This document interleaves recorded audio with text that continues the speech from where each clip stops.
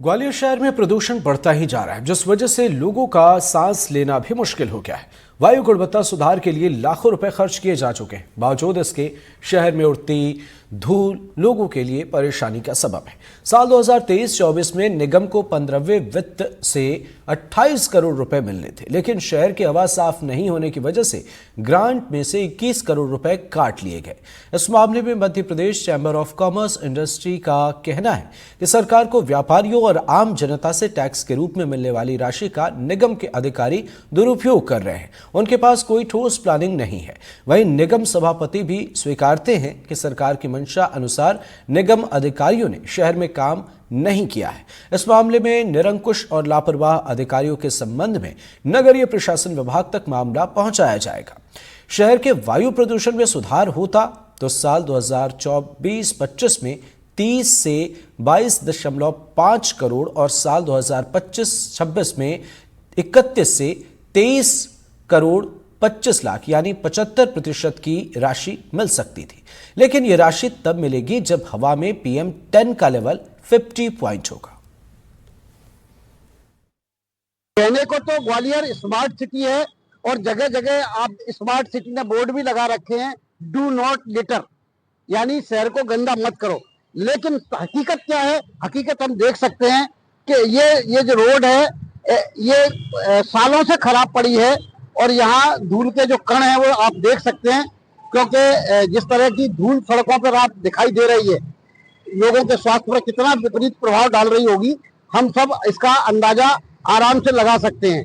ये शहर की सबसे पॉश रोड है जो जयविलास पैलेस से लेकर के और सबसे पॉश इलाके तक जाती है। लेकिन आप सड़कों पर उड़ती ये धूल जनता ने पैदा नहीं की है, नागरिकों ने पैदा नहीं की है, बल्कि इस धूल को यहाँ रखने का जो काम है वो खुद सरकार, प्रशासन, नगर निगम और स्मार्ट सिटी ने ही किया है। ऐसा नहीं कि सरकारों ने इसके लिए पैसा नहीं दिया गया। अगर हम आंकड़े देखें तो बीते 5 साल के में इसके लिए धूल को खत्म करने के लिए 95 करोड़ रुपए वित्त आयोग द्वारा, भारत सरकार द्वारा ग्वालियर को दिए गए।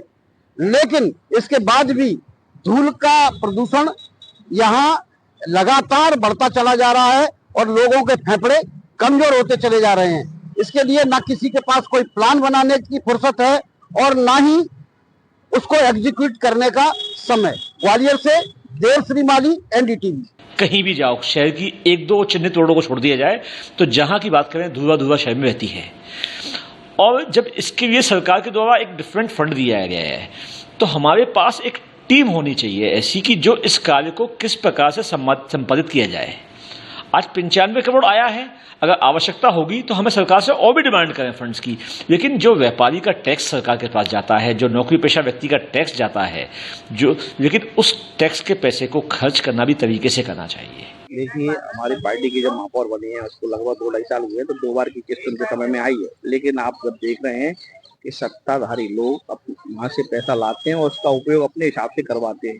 महापौर में तो उसमें अनदेखी की जाती है। महापौर के हिसाब से अगर काम हो तो उसका असर भी दिखे, लेकिन सत्ता में बैठे हुए लोग, मंत्री, विधायक अपने इशारों पर उससे काम करवाते हैं। उससे क्या रिजल्ट निकल रहा है इसका और उनका कोई ध्यान नहीं जाता है। इस कारण ये व्यवस्था बिगड़ रही है। धीरे धीरे लेकिन प्रयास करेंगे, महापौर जी भी इसमें कोशिश करेंगे कि इसका सुधार हो, जो पैसा आ रहा है उसका सदुपयोग हो।